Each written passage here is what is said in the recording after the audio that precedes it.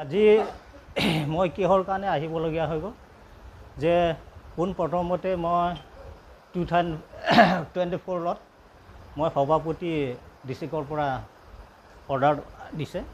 গতিকে মই 4 বছৰ সভাপতি কাম কাজ কৰি মই বহুতখিনি মই বাধা বিঘিনি আমাৰ দলৰ ভিতৰত বাধা বিঘিনি থকাৰ কাৰণে মই চিন্তা কৰিলোঁ।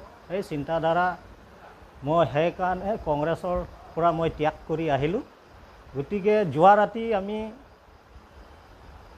CMৰ বাসগৃহত এপ্ৰিল 1 তাৰিখত আমি HCDP ৰিজনেল পাৰ্টি HCDF আৰু আমাৰ কংগ্ৰেছৰ আমাৰ সভাপতি আৰু সাধাৰণ সম্পাদক আছে লগত। গতিকে তৰিৰাম ৰাংহাং নেতৃত্বত এতিয়া কাৰ্বি আংলং 6টা হাফলং লৈ 6টাও BJP জিকাটো খাটাং। তেখেতৰ নেতৃত্বৰ কাৰণে কাৰ্বি আংলং ৰাইজে বহুত উন্নতি হৈছে। ৰাস্তাই হওক দলঙে হওক বিভিন্ন স্কিমত কাৰ্বি আংলং ৰাইজে বহুত সুবিধা পাইছে।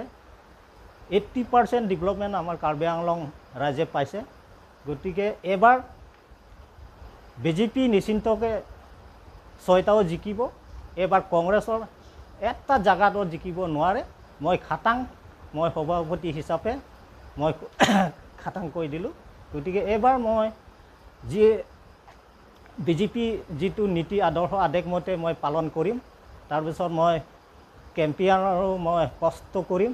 তাৰপিছত মই BJP হাৰাঘাট 109 বিধানসভা মাননীয় বা সন্মানীয় লুনচিং তেওঁৰ ডাঙৰীয়াক মই জিকাই দিম। আমি যিমানখিনি মোৰ দলৰ লগত মই আলাপ আলোচনা কৰি মই BJP যোগদান কৰিম বুলি মই এতিয়া বৰ্তমান আমি টোটেল মিলাই 4জন আৰু গতিকে আকৌ আহি থকা দিনবোৰত আকৌ যোগদান কৰিম আলাপ আলোচনা কৰি পেলাই। গতিকে মই আমাৰ ডকমকা নগৰ সমিতি কমিটি 30জন আছে।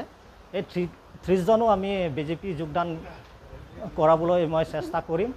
গতিকে আমাৰ লগত তেখেতৰ সহযোগিতা কৰিব আমাৰ সন্মানীয় অধ্যক্ষ অনুপম তকবীৰ আৰু লগতে আমি কাৰ্বি আংলং কাৰ্যবাহী সদস্য তৰিৰাম ৰাংহাঙো তেখেতৰ আমাক সহযোগিতা কৰিব।